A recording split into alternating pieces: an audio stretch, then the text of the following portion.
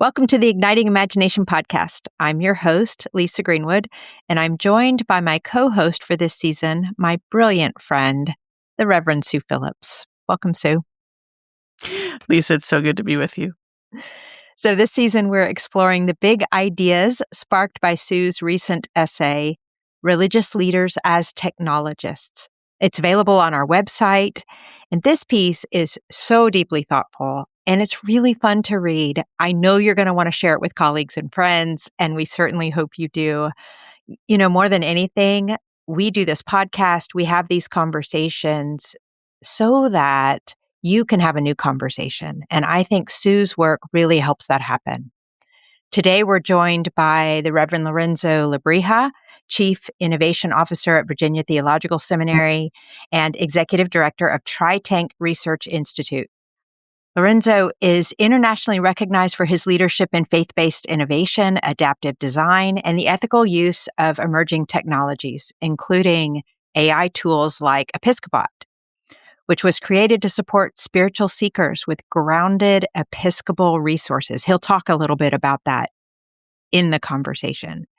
But before we get to it, Sue, I'm curious what stood out to you from our conversation with Lorenzo. One of the most inspiring things for me was how convicted Lorenzo is that God is doing new things and that AI and AI tools are one of them. It's funny that you heard that because I do think God is doing new things. And I think Lorenzo was really fascinating the way he talked about that. But really, is AI what God is doing, or is it something that God is able to work through? I don't know. And now our listeners get to decide for themselves as they engage Sure. this conversation with Lorenzo. Right. Exciting. Anything else stood out for you? Yeah. Prototype can seem like a fancy word that academics use, but Lorenzo breaks that down for us into the really actually quite simple business of trying stuff. And I love how he really encourages us to steal other people's best ideas and adapt it to our context. It makes this kind of trying extremely accessible. I think it'll be inspiring to folks who are listening. Yeah, I agree. Spot on. Yeah. So let's listen to our conversation with Lorenzo. Welcome, Lorenzo. Thanks for being with us today. Hey, it's so good to be with you all. Thank you for having me on. So I'd love to start by connecting some dots. You are an Episcopal priest. I am. You are deeply engaged in future thinking, in experimentation through TryTank, and we'll talk about TryTank in just a little bit. Okay. But and also kind of the work of technology and AI, and so connect those dots for us a little bit. How did you get interested? How did this become your life and your ministry? Yeah. I was always different. We just need to begin with that. I was always that little weird student who had extra questions, for me, it was all in a sort of insatiable curiosity. And when you add that together with the fact that I love the church, I love what the church means in the world and what the church can do in the world, it was easy for me to do that transition to say, my joy is serving the church, is serving God's people, doing the work of the gospel. It so happens that I have this aptitude, if you will, for being able to be very curious about things. I will be surprised if anybody listening to us can say that they too stay up at night reading 10K reports from corporations. If you do, please do send me a note. I'd love to have someone else that I can talk about this with. But I just love curiosity. I love learning more. And it also led me to this realization. This is not anything that will be a surprise to anyone.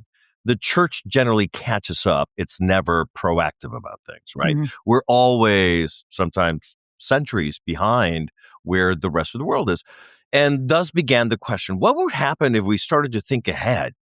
What would happen if we had strategic foresight to look at what's coming and thus prepare ourselves better for that? And of course, anytime you bring in words like strategic foresight or anything like that to a theological realm, people are like, you're bad. You're bringing corporate talk here, and this is just me. And I think it took a while for people to realize that, no, actually, we can be faithful Christians while also trying to find, where is God leading us? Where is the Holy Spirit sort of nudging us towards? So that's what I sort of see it at. And when we created TryTank, it was really an opportunity to spend time, resources, and energy just going after those ideas. All of us who've ever been in ministry at one point or another have said, I wonder if it would work better if we did it that other way. And you just think it and you move on because there are so many other things to do in ministry. And so we said, we need to actually set aside a space where we can do this. And thus, it just fits like a glove for me. And I'm very thankful. And I give thanks to God every day that I get to do this work. That's so good. All right. Thanks. That gives us a kind of a context for how you get to this place. Yeah. And I would love to hear you and Sue talk a little bit about the work that both of you are doing, actually, that is at the intersection of human longing and new tools, right? Tech tools, the tools of our age, that kind of thing. And so when you look at the spiritual landscape right now, I'd love for both of you to talk a bit about the longings you see most clearly surfacing, but also how you think technology can help us respond, without really supplanting human encounter and what it means to connect heart to heart, those kinds of things. So talk a little bit about longing that you see and how technology can help us. Sue, take it away.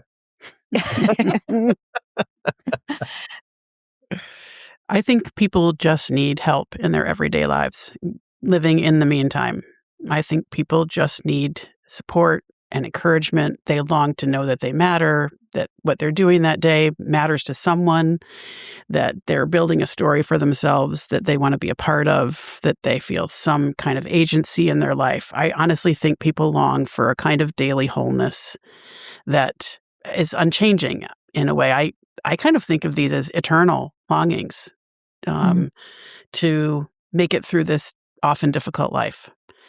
So thank God we have so many tools at our disposal to show up for ourselves, for our family, for the people we love, and for other people in building this kind of life within those longings. And I feel like the tools that are emerging today are yet another opportunity to show up for people. And the question, of course, is, will we shape them in the direction of care and love for these kinds of purposes to be worthy of this everyday longing, or will we not? And that's it's a dilemma we all have to answer, but it's very buildable space, and it's exciting to see folks like Lorenzo really actively working in the space where these technologies and these longings overlap. I just want to point out for the record that next time I will not let Sue go first. I cannot follow that with any sort of authenticity and actually make it sound good. The only thing that I would add to that, I think Sue's spot on. But I think two things. One, we just think of what Augustine said, right? In the 4th century when he was saying, our hearts are restless until they rest in you, O Lord. That is still the human longing today. Yes. That is still who we are at our core. And the tools that we have today, what's interesting about them, as with most tools, right? If I hand you a hammer, you can build a home for someone who's experiencing homelessness, or you can bang someone over the head with it. The choice is yours. It's the same tool. And unfortunately, we have access to tools right now that could help humanity flourish in ways that we've never seen before. And what we're seeing is that they're being used in many ways for profit. Just how much longer can I keep your... I still remember the days when you were able to go on Facebook and actually keep up with your friends and family and see, oh my God, I haven't seen my cousin in forever. I should actually give her a call now that I see that she's pregnant again, just to say, what a blessing. This is amazing. Let's catch up a little bit. And it actually served a good purpose back then, right? To keep us all more connected as a sort of news feed of what your family was doing and what your friends were doing. Now I can go through my Facebook feed, and for the record, I am this close to just getting rid of social media altogether. I can go through 10 posts, of which maybe one is someone that maybe I knew somewhere along the lines, but for whatever reason, my family doesn't show up anymore. My friends are the last ones I see. So the tool has been maximize because once upon a time I may have clicked on something, and so now I see a whole bunch of clicks of videos about the Pope and this, and so many are just slop created by AI that are not based on truth. So there's all these other things that have gone as the tool that used to be useful is no longer useful. And this, I think, makes the greater point of why the church needs to be here, why those of us of faith need to be here. We are the conscience of the country. And we need to remind ourselves every once in a while, no, the bottom dollar isn't the end all be all, right? And so I would say that another longing that people have right now, and we've seen it in whether you call it the epidemic of loneliness or whatnot, but it's isolation. And Robert Putnam told us about it in the 80s and 90s. And we've just seen this trend continue, where we feel we are connected because I can Zoom with someone in New Zealand. And I'm like, oh my God, I am so connected in this world. And yet I don't know my neighbor's name. Mm-hmm. Right. And what does that say about us? What does that say? So I don't know if my neighbor is suffering. I don't know if my neighbor, whatever it might be. And yet we are made to be with each other. We're made to be in relationship the same way that God yearns and longs to be with us. Because I think in all of this is worth reminding ourselves of one thing. The longing that we have to have our hearts rest in God or to be with other people are in response because our Creator wants to be with us. That's the sole joy that God gets, is to be with God's creation. And when you think about that for a moment, it just, in my opinion at least, it transcends all the other things. It's like, yeah, those other things actually don't matter. So, Lorenzo, one of the main provocations of the piece that I've written about religious leaders as technologists is an invitation. I love the piece, by the way, and your definition of technology, bring it back to its core and authentic, like what it actually means. Thank you for that. Thank you for putting that out into the world and reminding us what it means. Thank you. Thank you so much. Well, I have a feeling the resonance you feel is the resonance of the idea of ancient technologies, the way that this weird, almost paradoxical phrase opens up a sense of possibility. And you, in your own ministry, have been working in that Venn diagram for a long time. Your work with TryTank, working with emerging technologies in AI with Episcopot. Where do you see the resonance in these two worlds, this ancient craft on the one hand and this cutting edge of technology on the other? That's a great question. We need to. I think we should remember that in by your own document, right? I think our rituals are, and if you think about it, it's so interesting because as I was reading your paper and sort of reflecting, I'm sorry, I don't mean to call it a paper, a document, whatever, treatise, manifesto. Manifesto starts to sound bad now. It's like people are going to be like, oh my God, is Sue living out in some woods with just a typewriter and that's all she's typing? These things. But I think it's worth remembering that even as people use technology, I've seen my nephews and young people that go into gaming. And there's a ritual they go about how they begin the process of entering the game and all that. It's like rituals are tools that help us give meaning to what's happening, right?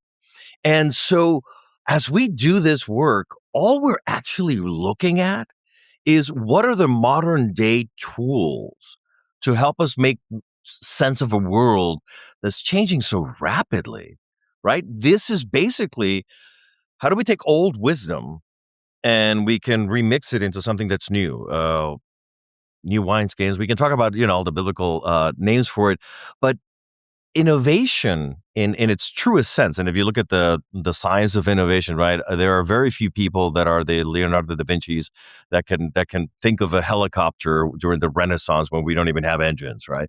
Most of us in the science of innovation are going to go to the adjacent possible. What's the next logical step for this technology or whatever to happen?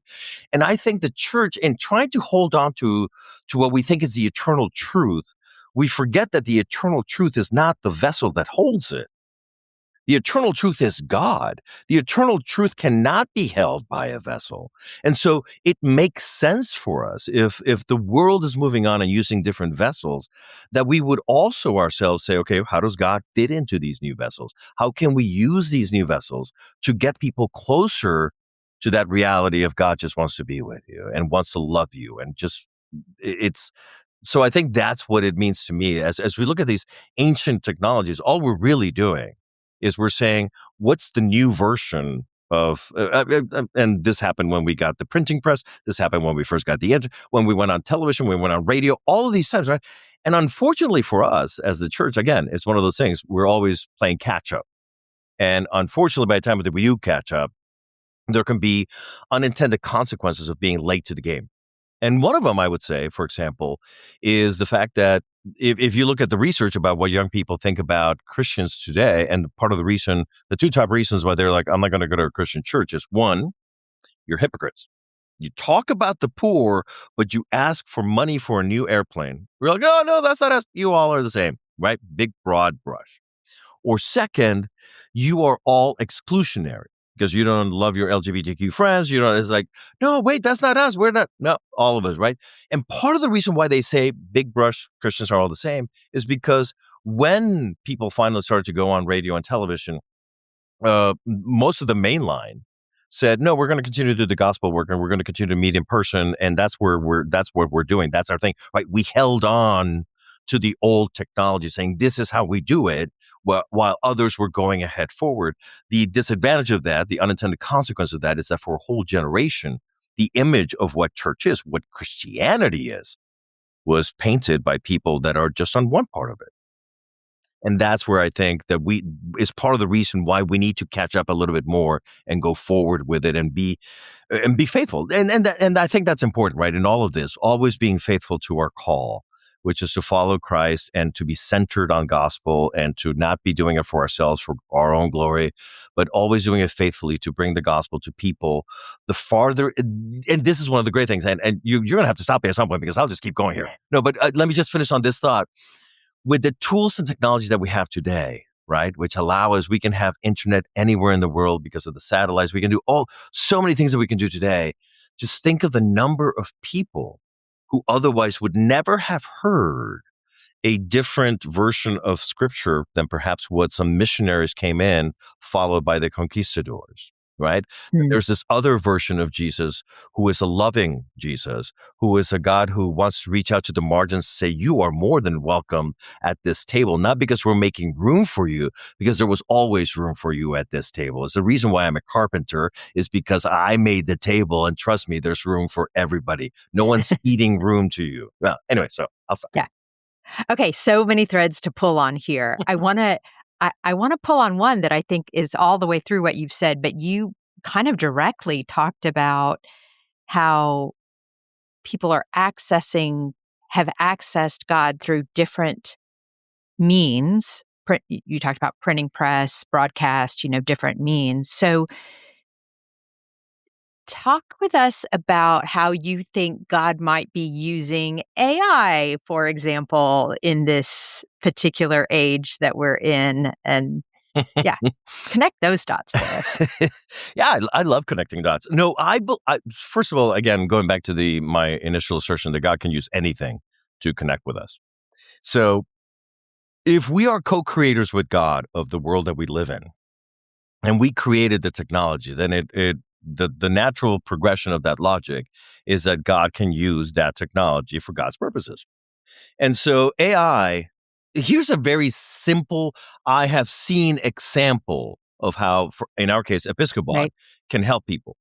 Do talk about this. Yeah. So Episcopot is completely anonymous. People can go in and ask a question of Episcopot, and we don't know who they are, where they're, no IP addresses, nothing.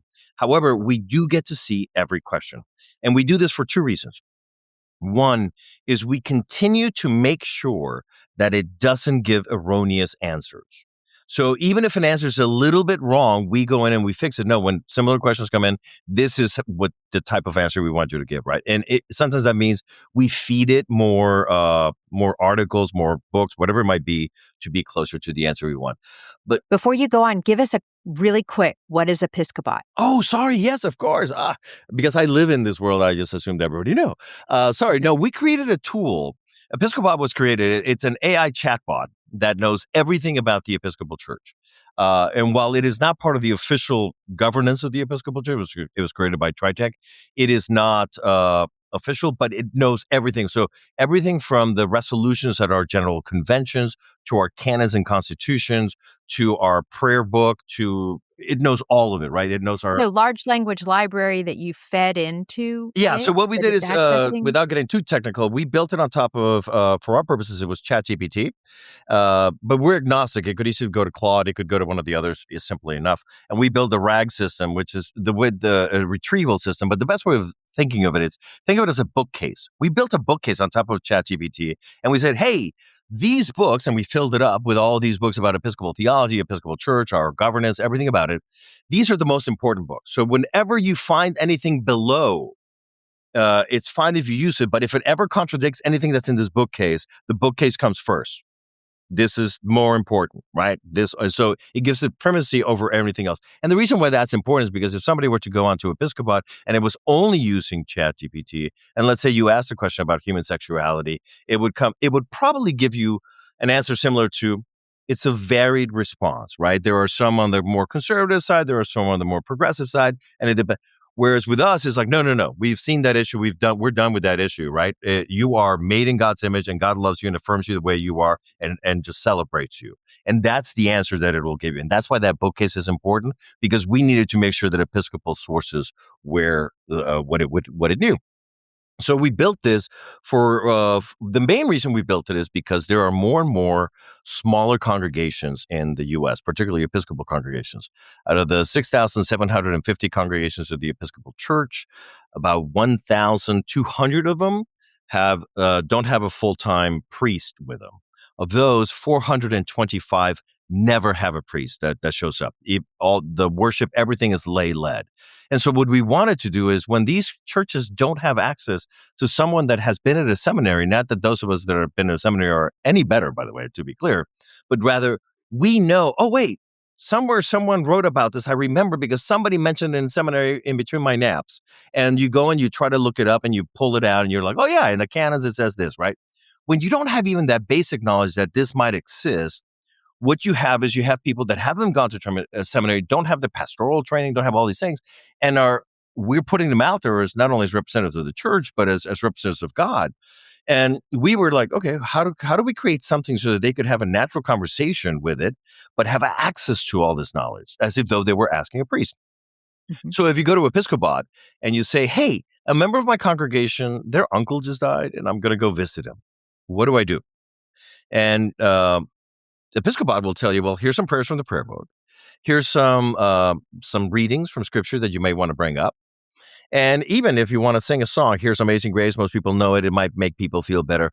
But since it's been also trained on sermons, it is smart enough and pastorally wise enough to say, and by the way, what really will matter to your friend is that you're there, not whether you say something or not.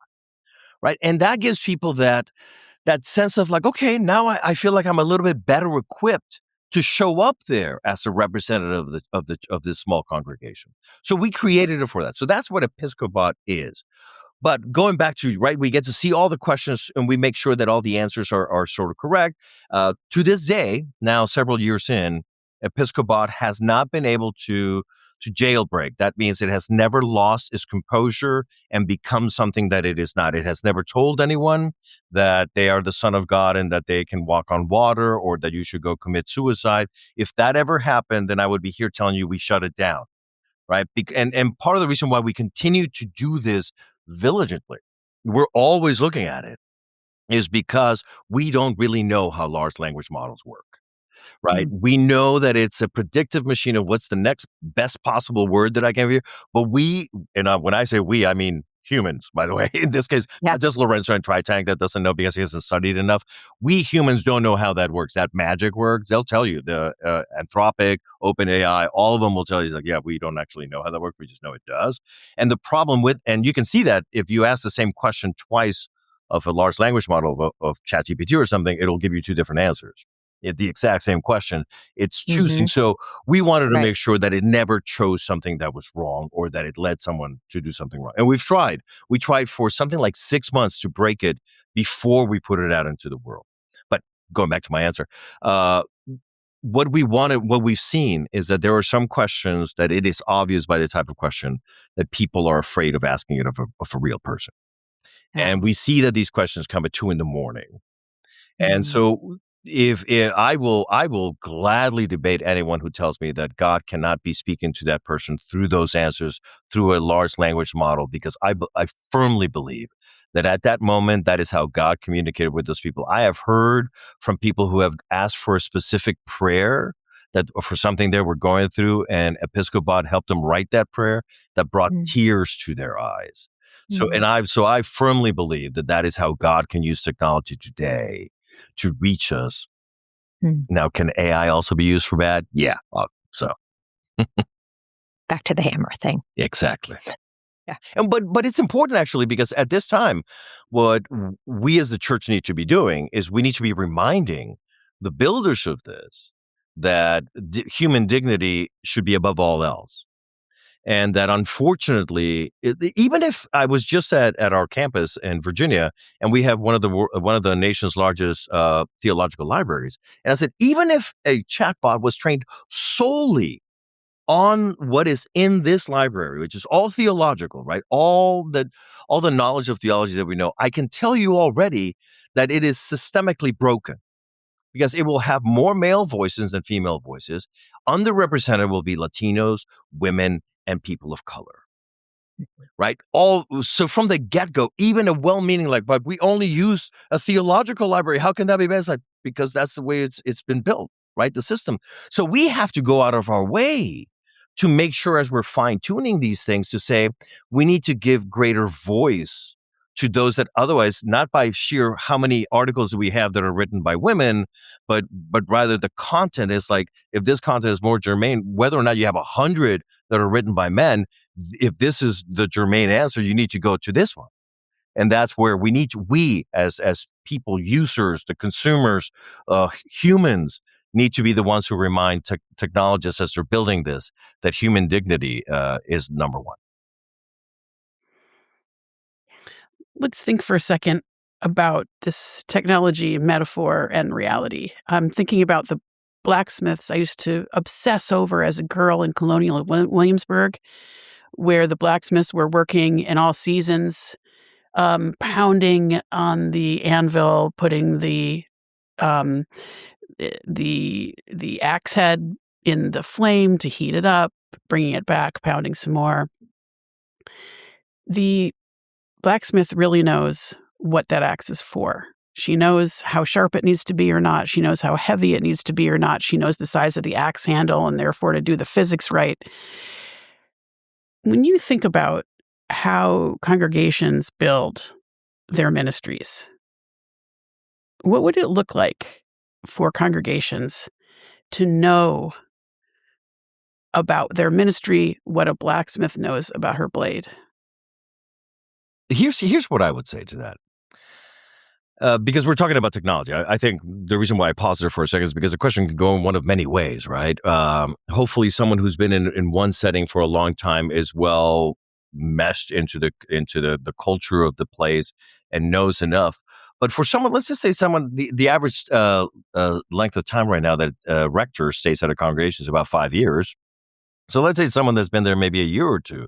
This is, again, where technology can help you gain that knowledge faster, right? You can now go into AI and you can create deep dives of the demographics, the psychographics, everything about the people around you, not to replace you walking around and meeting your neighbors and people around you, but so that it gives you a starting point.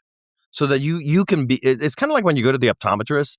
And now I'm aging myself, when I first started going to the optometrist, they began with we think you're really blind, so let's start over here. And then they work their way to it. Now you look at a computer and you see a little house and it gets into focus. And the optometrist knows much more within a range. You're in this range, Lorenzo. So we don't have to spend a lot of time. Is this better? Is this better? Is this better? So in the same way, the more knowledge you can learn about your about your neighborhood, to begin with, and the more you can actually go out to make sure that is the reality that you're living into. But all of this is then, it's all relational. The church is relationships. It's not the building. It's the relationship, right? And so, in order to become that blacksmith that has the mastery, if you will, of your ministry in a place, you only do that by getting to know each and every one of your members really well. What technology can help you do is technology can help you. There's an old saying, right? If you really want to know what's happening in your congregation, you should be having a cup of coffee with everyone in your congregation. The problem is our congregations, you have 50, 70 people. That's a lot of coffee in a week. And unless you're going to be like shaking because you've had all this coffee, where technology can help you is figure out who are the people that I should be having a cup of coffee with this week. And technology can help you with that, right? It can look at both your social media feeds or Instagram or LinkedIn, what's happening around town. It can keep you up to date on the things that are important to your congregation, so that then I can reach out to Sue or to Blair and say, hey, I know that this is a big week for you and this sort of thing. I wanted to reach out and make sure that you're okay. I know, just remember to take a deep breath, and that we're praying for you and that it goes well, right? Hopefully, if it's health related or other things, you will have that relationship already, that they're already reaching out to you. But technology can help you now do it in other facets of their life, right? So that you just become there. So technology can help us in all of those ways to just have a little bit more knowledge so that we don't have to spend time doing the research, and we can do more time doing the relational part of it. So, but the answer, unfortunately, I think for all of us in some ways, the answer is still you have to put the work in, right? You do have to do relational. You do have to know your neighborhood well. You do have to, and that just takes effort in doing it. But all of it, and I on purpose, by the way, in all the examples I've given you here, I not once in talking about ministry have I spoken about the inner part of the church. Because I think all churches right now should be looking outward. We've done enough looking inward for a while, and we keep saying, "Oh, our numbers are shrinking. That's awful." It's like, well, if you look out, there's a lot of people out there. Maybe we wouldn't be if we actually invited them in. So that's on purpose. So I want to take this to kind of maybe the next step in the logic ladder. So relationships, knowing your neighbors. When we've been talking with Sue, bouncing off her paper, but also thinking about the world of tech, they kind of obsess over the user experience and naming the problem to be solved and being in touch with, if you think about human-centered design, who are the humans that we're designing for? Okay, all this language, right? And I think part of what you're talking about when you talk about building relationships actually is a natural lead into this, but we don't use this language in the church. Correct.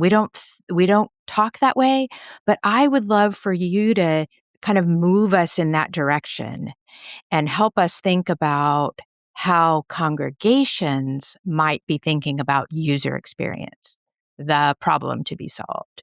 What would it be like for churches to design? And I mean, design worship, design formation, discipleship paths, ways to connect and love each other, but design with real people in mind and not just the assumptions we've inherited.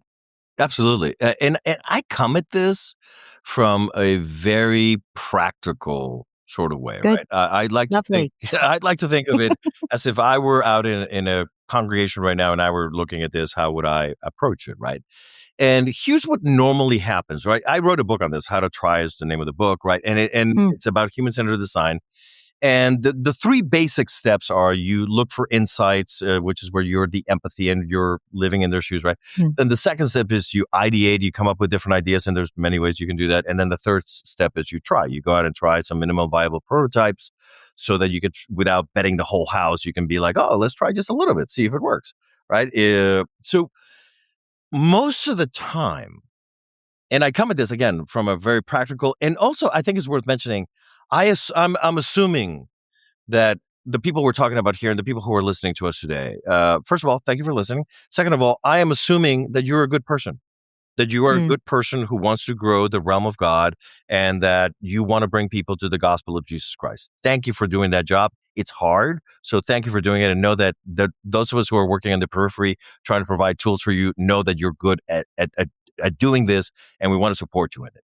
So coming at it from that perspective, most of us in the church will begin at step 2, which is we need to reach younger people. All right. Let's get the 4 of us here right now. All right. What do we do to reach young people? Maybe we build them a skate park or whatever. Yeah, a skate park. That sounds amazing. And for those of you who are only listening, I have a lot of gray hair. I have no place to be talking to you about what a young person wants in 2025, right? I have no place whatsoever to be doing that. So as well-meaning as we might be, beginning with, let's just come up with ideas. Of course, we're only going to go to our own reference, what we know. It's like, well, when I was young, I wanted to skate, or I wanted to do this, or there was no internet. Let's begin there, right? So what's important is, and this is where I think technology can help us, but just good old-fashioned footwork can help us, is going back to step 1, which is the insights. How do we become empathetic to what our neighbors actually want? How do we become better students of what their lives are like? How do we actually find out what would be a ministry that would help them, right? Every time that I hear someone talking about doing Latino ministry, and they're always talking about, well, we should do a food bank, we should do this, like, and in all of these, the answer is the same. Ask them. They're not aliens. They're not going to hate you for asking. If you go up to someone and say, hey, we're going to build this thing so that you can come to this program and be... Parents are likely to be like, I already have so many things to do, and you're going to add one more thing to my agenda. Thank you, but rather not. Rather sit down with them and say, hey, how could we help you? What would be great? What if we watched your kids for one Thursday night and we did a deal with the nearby restaurant and you can go on date night and we'll watch your kids and we'll have a nurse there and we'll have registered people there. Would that be of service to you? Would that be helpful to you? Let's do that. Right? Let's build that. So the key is go out, meet your neighbors, talk to people. But all of that, notice, by the way, it's relational. As much as you may have the foundation from technology, as much as you may have great ideas that you want to walk in there with, you begin always in the relationship and just ask him, how can we be helpful? Because ultimately, we always assume, this was a great example. In the 1980s in England, I was talking to theologian Sam Wells about this. This is his story. And he was saying in the mid-1980s, they set aside X number of dollars that were going to go to each of these 17 neighborhoods. Ours was one of them. And we sat there and we're like, okay, how do we make our neighbors middle class? Because that's what we think is what they want. And it took him a while to realize, like, maybe we should go ask him what does it look like to you to be lifted up from where you are right now? What would that look like to you? We're assuming, right? Because, like, well, middle class, that's what sets you free, right? That's what Bush is like. Again, go ask them. Go talk to them. And we need to get over this fear of being with each other, right? Remember when I said one of our longings, one of our problems is that we're isolated? That becomes the problem. So it's not just a problem because I don't know my neighbor's name. By the way, I do. I don't know my neighbor's name. But it becomes a problem not only because it's easier to demonize my neighbor if I don't know her name. If I know her, it's harder. It's like, oh, she can't be that. Oh, really? She can't be that bad. Even, God forbid, I'm pretty progressive right now, but imagine she was a MAGA Republican or something. It's like, okay, well, we can still sit down and have a meal together because our puppies play with each other. So let's just begin there. Let's begin with the things that we have in common, right? And I think that just being with each other can make such a difference to all of these things. And it is in hearing someone else's story, which in and of itself is a gift, by the way. I am generally on an airplane. I was on an airplane last night at 11 o'clock, right? When I got home, generally, I just get an opportunity because people love to hear this. I'm like, tell me more. Just tell me your story. Like, oh my God, that sounds really interesting. And I'm not faking it. I'm actually interested in their stories. I think that, Sue, I don't know. I would love to hear what you think about this, but I would actually imagine that another human longing is to hear and share our stories with each other. I mean, I think there's a reason why we put them up in cave walls when we weren't even able to talk, right? The little cave person with the stories. Yeah. Lorenzo, you've spoken with us about prototyping as an important step in the human-centered design process. And obviously, you've been prototyping your own work for many, many years now, including TryTank and the Episcopot. And I'm sure those had earlier iterations, they call that. Yeah. What is one or two experiments you wish every congregation would prototype? Ah. You see, I'm naturally, because it's just, I think it's worth mentioning something before I answer that question, because my natural inclination was to give you two that I know will fail and one that I know will work in every setting. And the reason why is because we need to normalize failure as part of trying. And we need to do a better job of saying, you're not failing God. You're not, gonna, smarter people than you have tried to kill the church and were unable to do it. So you, in trying to do good, will not kill the church, right? I think it's important to know those things and note those things, because I really do believe that we need to normalize failure. So what I would, in fact, TryTank has, we're at experiment 106 right now. We've done 106 experiments. And we have failed, I think, something like 93% of the time in our experiments, right? But that's okay. They say 1 out of 10. Yeah, if we were failing only like ideas. 50% of the time, I would be saying we're not pushing the envelope enough, right? We're not really going out far enough in the adjacent possibilities here. So one that I think everyone should try, we have a lot of people that talk about Latino ministry and our inability to reach Latinos because a lot of people in ministry today do not speak Spanish. One of the things that we've developed is a program called El Jardín, which is the garden, which we actually borrowed from the UK. And basically what it is helping people start house churches. And so if we have enough ecclesiastical flexibility to say church doesn't have to be just Sunday morning at 10:30 in this building, then every church in America tomorrow could start working on setting up little Latino house churches around them, around their periphery. By finding leaders, empowering them, training them on how to do this. It's very simple, where you invite your friends over to your house, you have a meal, you share a little story of Jesus, and you talk, right?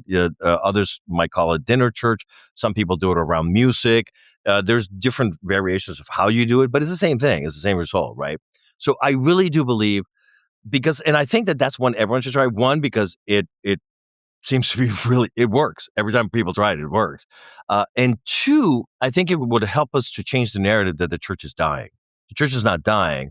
I think the church is finding new and different ways of being church. Because I think the conversations that people are having at 2 a.m, sitting around their houses, Gen Z does this a lot, right? Those are all God-filled conversations, and that can be church. So that would be one that I would say everyone should try. Two, there is no reason on this day and age, when considering it'll cost you. In fact, you can even get it for free if you go to Ecclesia, which is the company that we helped start that does Episcopot and can do others. You can get it for free. Just go to our website, sign up, and you can create a chatbot for your own church, so that nobody has to go through the trouble, if you will, of going throughout your whole website to find out who's the person in charge of children's ministry, or when is their Christmas service going to be this year, or all these things. This little chatbot can look at everything on your website, and it becomes sort of like an agent that talks about your website to anyone 24 hours a day. So I think that's something that everyone should do.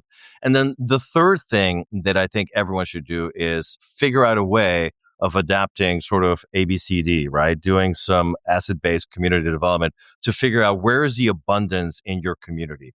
Because all the work that we do at TryTank, and every time that I speak, that I talk about, is all on the foundation that everything we need to do the ministry we are called to do, God is giving to us. And sometimes the problem is we don't recognize it because it's in a form that we don't recognize. So we're like, oh my God, I'll give you just a quick example of this. A congregation called me up and said, Lorenzo, we want to reach young people. I'm like, all right, I'm all in. Let's do it. Tell me about your neighborhood. It's like, well, they're building 1,500 units right next door. I'm like, oh, that's great. 1,500 units? That means there's probably, is there a sector of the economy that's moving? There's like, oh, no. Those are all assisted living facilities. And I'm like, okay, let's pause here for a second. Why are you trying to reach young people? If God is placing 1,500 people who are literally seeking meaning, because that's what you do at an older age, why aren't you ministering to them? And they were like, oh yeah, that's actually a good point. I hadn't thought about this. We all get so caught up on like, if we get young people, then the church will be fine. And all this, like, God is placing all this abundance around us. And we sometimes don't even notice it because it's in a form we don't recognize it. In other words, it's God is doing something in a way that's not how I would do it. And God's like, yeah, about that. Yeah.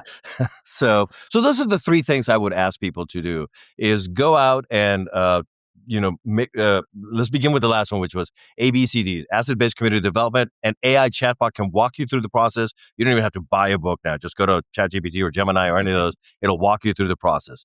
2, build a bot for your own. Make sure that you do that. And 3, start a Latino congregation tomorrow. And by the way, it'll cost you $0 to start a Latino congregation tomorrow. Nice. All right. Those are fabulous. Okay, we're going to get to like a final question, but before we do that, I have a little follow-up for this last one. You talked about 93% failure rate. Yeah. What have you done to like help your team move through that failure? Do you have ritual? Do you have a laying to rest? How do you not just continue forever the thing that you started because you're attached to it and you never prune it? Like, some of the pitfalls of churches trying things can get in the way. And I love the nimbleness of what you're describing. 93% failure rate. Hello. So I'm wondering how you all are managing that level of failure in your midst. And to be clear, some of them hurt because you're like, oh, this is definitely going to work. And then it doesn't work. You're like, oh, I really thought it was going to work. We do it. This is how I can tell you that we do it. One is before we even start, we are clear on what the expected outcome is, right? We're going to do X and what's going to happen is Z. And then before we actually go to do X, we say, if our goal now is to have 10 people come and visit our church, right? Let's just say that that's a Z. Then we say, knowing that that's the goal, is X still the cheapest and best way of going about this? Because sometimes you're like, oh no, you know what we should really do is go on the radio and start a radio program. It's like, okay, that sounds like it'll be cool, it'll be fun. What's going to be the outcome? And then you say, oh, because it'll get more people to come. Okay, and how many people do you think it'll get to come? It'll get 10 people to come. Okay, just so you know, because there is such a thing as opportunity cost. If you do one thing, you by definition cannot do another. So just make sure that you're not in love with the idea that you're just making up what it's going to do, right? Make sure it's like, okay, if what you think is going to bring 10 people, then go back and say, is this still the best way of doing that? Or can we do it in a more effective, cheaper way? Or is there already something out there that does this? Why? Let's not reinvent the wheel. And I'd love to at some point tell you a little bit about where we're shifting a little bit of our work to becoming a knowledge engine in just a moment. I'd love to tell you a little bit because it's fresh off the press, if you will. Then, so we do that on the front end. What's the expected outcome? Is there a better way of achieving that outcome? And then if we decide to move forward, again, we look at the minimum viable prototype. What is the cheapest? If you decide what we're going to do is we're going to open up a cafe, or what we're going to do is we're going to open up a preschool. Before you go and buy the first little school desk, or before you go out and start renting a space for your cafe, put up a sign, put up a billboard, just hang a sign on the wall of your church saying, we're going to start St. John's pre-K. For more information, go to this website. If you put that out there in a month, nobody's going to your website of all the people that drive through. Or if you run some cheap, inexpensive ads on social media and nobody goes through and signs up to find out more information, you may be misshooting here. You may not really, the market demand that you think is there may not be there for these things that you're trying to do, right? So test them out a little bit. Test them out with other people before you do it. What's the minimum viable prototype that you can do? And the reason why I say that is because if you fail having spent $400, it is considerably different how that feels than if you failed losing $10,000. Yes, nice. Yeah. So those two things really help out. Now, on the other end, we tried it and it didn't work. All I do is make sure that I jot down some bullet notes of what happened, and because eventually the natural neuron connections in my brain will be like, wait, this sounds a lot like when we did this other experiment. What did we learn from it then? And can we use it now for this new experiment that we're doing? So really paying attention to what you learned. Exactly. Yeah. And in that case, if you want to look at it from that perspective, then nothing really is a failure. But that starts to sound a little too much like a platitude, like, oh, it never really, it hurts. I will tell you, as someone who fails a lot, it hurts. You're like, oh, why didn't people, Mind you, some of them in retrospect, you're like, I can now see why people didn't want to do a spinning class and a Eucharist together. Okay, now I see that. It wasn't the best idea I ever had, but it seemed like a good idea at the time. Take these two great things and put them together. Yeah. Sometimes All the right, matchup is not what you think. Yeah, right. So the final question that we're asking all our guests this season is, what is a piece of ancient wisdom or practice that is shaping how you live or shaping your leadership right now? A rule of life. I am I'm not a monk. I find it very difficult even to do like centering prayer and those other. It wasn't until my spiritual director reminded me that every time you actually say your sacred word to return to that space of being in centering prayer, that's the actual prayer. It's your consent of God's presence and action in your life. It's like, oh, I am praying a lot then, right? So having a rule of life is very important to me because it centers my day. So I don't miss morning prayer. No matter if I'm traveling, no matter where I'm at, I need to begin my day centered on God because this is a vocation, it's not just a job. And so it is super important to me that I am committed to continue to do this work through my prayers. And not only is it an opportunity to pray for my upcoming day, like this morning I prayed for the fact that we were going to be gathering here for this conversation today. I pray for the people that I'm meeting with, for people that tell me their stories, the person that I saw last night on the plane that's going through, all of these things. That's the messiness of life. I bring it to guys like, yep, here's my daily offering, Lord. I hope you can do something with it because there are days when I don't know exactly what I'm going to do with it. And so having that rule of life, that's an ancient, and there's a reason why some of these things last so long is to be able to have an ancient practice like a rule of life. And it can be very simple. It doesn't have to be, that you're going to pray the whole complete office of the hours and you're going to pray 7 times a day and you're going to get up at 2 a.m. and do it. No. It could be, the goal is that it fits in yours. It could be at the end of the day, a gratitude journal for the things that you did. There are so many things that you can do. But for me though, and I can tell you a little bit about my rule. My rule is that I do begin with morning prayer. And I'm Episcopalian, so I use the Book of Common Prayer. But I also try to have a moment of just stillness and thinking about my day. So it the same way that the examen from St. Ignatius can be a review of your day at the end of the day, I sort of try to do a pre-day sort of examen, looking forward and praying for those meetings, praying for those people if they're traveling, whatever it might be, that they get to where they're at. And then at the end, and I try to pause every once in a while to remind myself, if I happen to catch a clock right at the hour mark or something like that, then I'll say in Our Fathers. That's just an eternal thing for me. I'll just, again, it centers me on prayer. And then at the end of the day, I say thank you for the opportunities like this conversation, which is life-giving to me. Although it seems like I've done way more talking than I probably should have, it's life-giving to me to be reminded that this work matters, right? And that we're doing the work for God. So yeah. Yeah. Nice. Lovely. Thank you so much, Lorenzo, for being with us, but also just for the work that you're doing to help us, to help the church look ahead and not always be lagging, right, behind the culture, but looking ahead and saying, what do we need to do today to be a faithful witness, both today and into the future? And you really are leading the way in so many practical and tangible and faithful ways. So thank you, Lorenzo. Well, thank you very much for that. I really appreciate it. And thank you all for the work you do as well. It's always wonderful to be able to partner with you all on different initiatives. And I do believe that is part of the future of the church, is when more of us partner together on the work that we call church. Yeah, I agree. May it be so. Amen.